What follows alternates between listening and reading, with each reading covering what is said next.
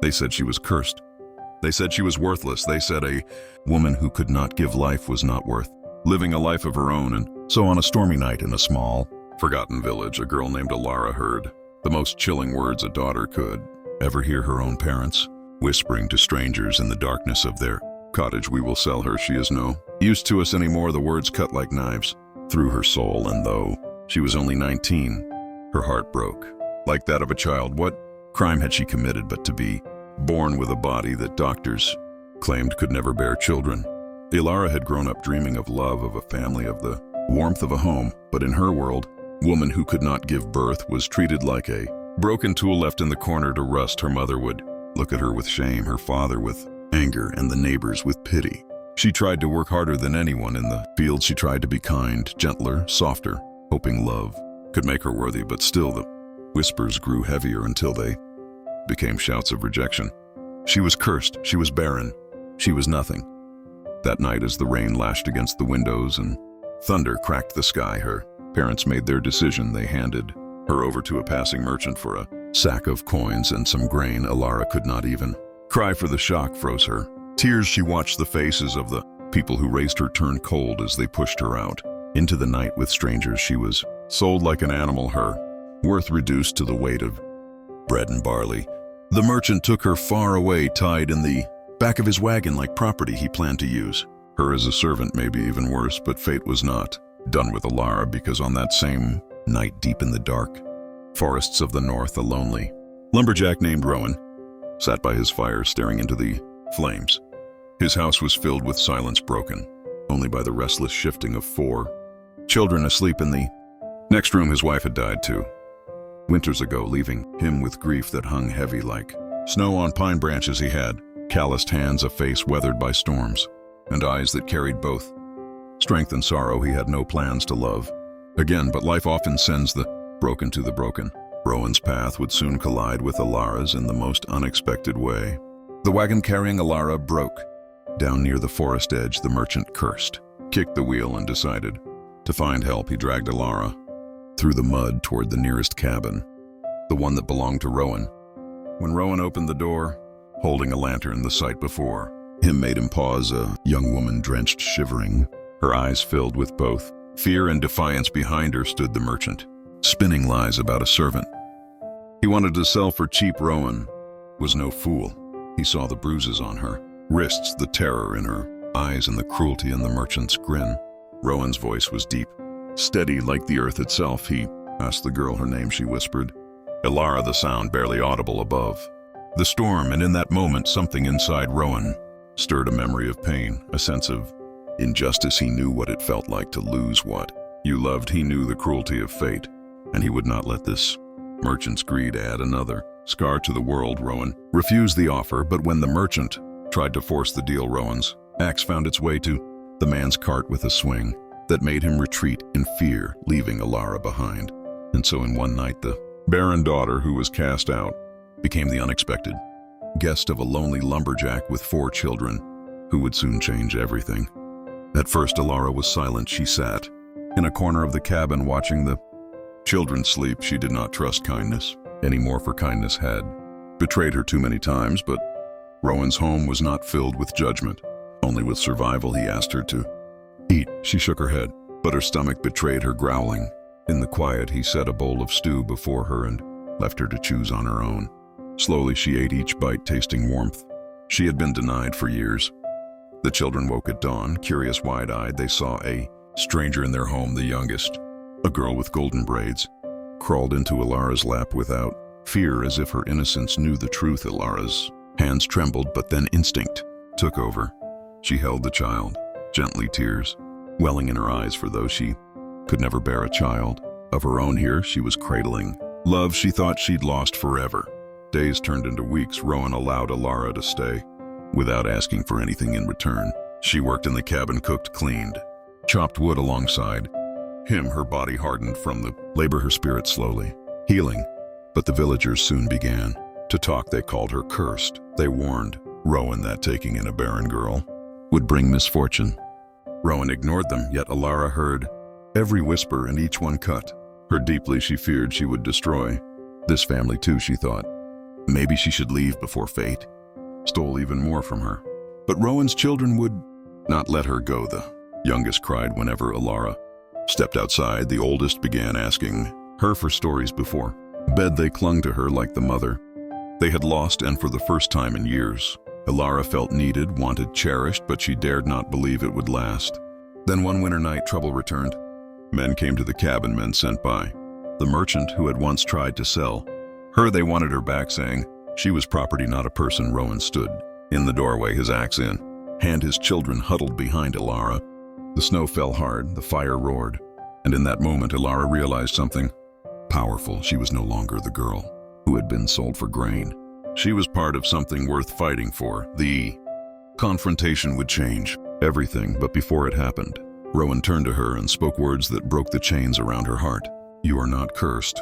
You are not barren. You are not worthless in this house. You are family.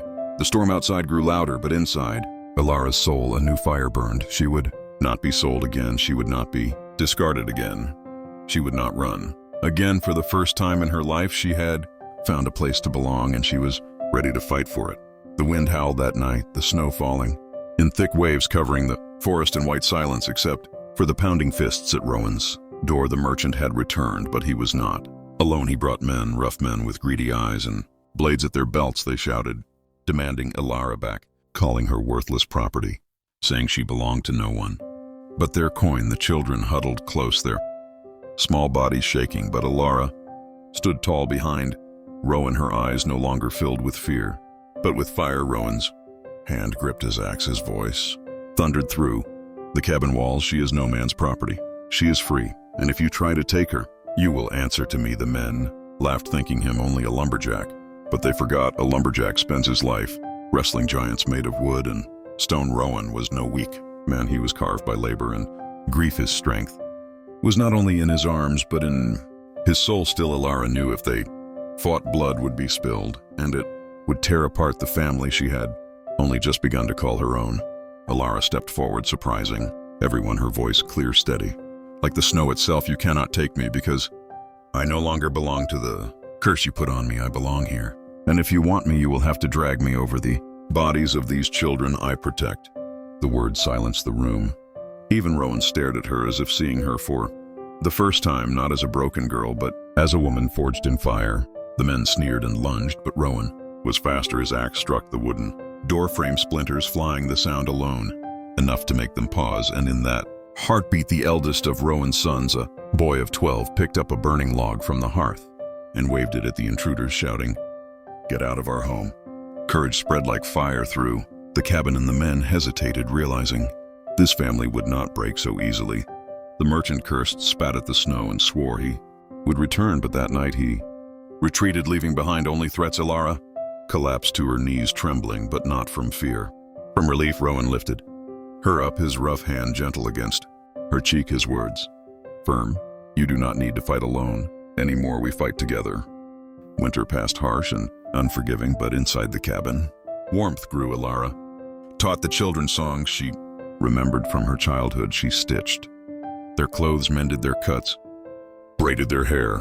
Rowan watched quietly, sometimes his heart aching with memories of his late wife, but more often filling with gratitude that life had sent Alara into their world. The villagers still whispered, still doubted, but slowly they saw the truth. Alara was not cursed. She was a blessing to a grieving family. Spring came, the forest blooming green and gold, the snow melting into rivers of life, and with it came new trials. The merchant returned again, this time not with blades, but with lies. He went to the village elders, accusing Rowan of stealing property, demanding Alara be given back. The council gathered, the villagers came to watch, and Alara found herself standing in the middle of the square, her past and her future colliding.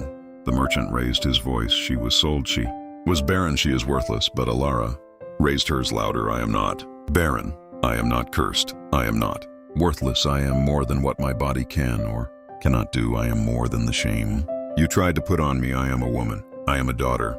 I am a mother in every way that matters, and I will never be sold again. Her words echoed across the square, cutting deeper than any blade. For too long she had believed the lies, but now she shattered them in front of all. The villagers murmured, some ashamed, some moved, some angry at the merchant's cruelty. Rowan stood by her silent, but strong like a wall of stone, his presence enough to silence any who doubted the truth. And then something unexpected happened. Rowan's youngest daughter ran into Alara's arms shouting, "She is my mother!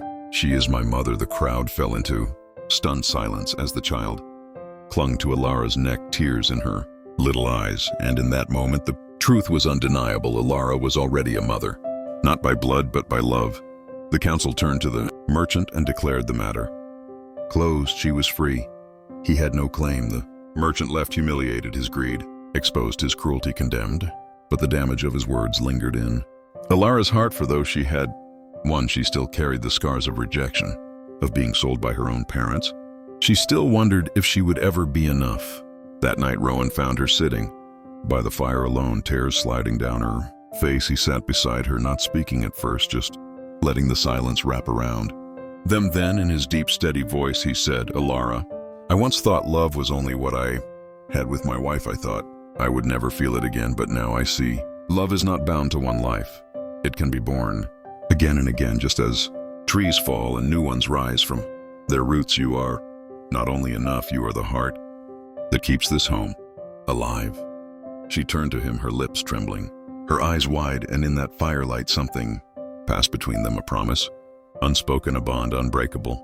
Seasons changed, years passed. Alara remained by Rowan's side, raising the 4 children as her own. Her laughter filled the cabin, her strength carried them through storms. Her love became the roots of a family that had once been broken, but now stood strong. And though she could never bear children of her blood, she bore something greater. She bore hope, she bore love. She bore a legacy that would outlast them all. When her parents heard of her new life, they came one day to see if the rumors were true. They saw her happy, her children clinging to her, Rowan's hand steady in hers, and for the first time shame filled their eyes. They had sold their daughter for grain, and yet she had built a kingdom of love. They tried to speak, tried to claim her again, but Alara only smiled a sad smile and said, "I forgive you, but I am no longer yours. I belong to the family that chose me, not the one that cast me away." Her words closed the door forever on the pain of her past, and so the girl once sold as worthless became the woman who was priceless to a family, to a man, to children, who called her mother. And in the end, the curse they put on her turned into a blessing, because it led her to the home, the love, and the life she was always meant to find. This is her story, the story of Alara, the barren daughter, who was sold for grain, but rose to become the heart of a family, and the proof that love is not measured by blood, but by sacrifice, by choice, by courage. When the world says you are worthless, dare to answer back, "I am priceless, and no one will ever sell me again."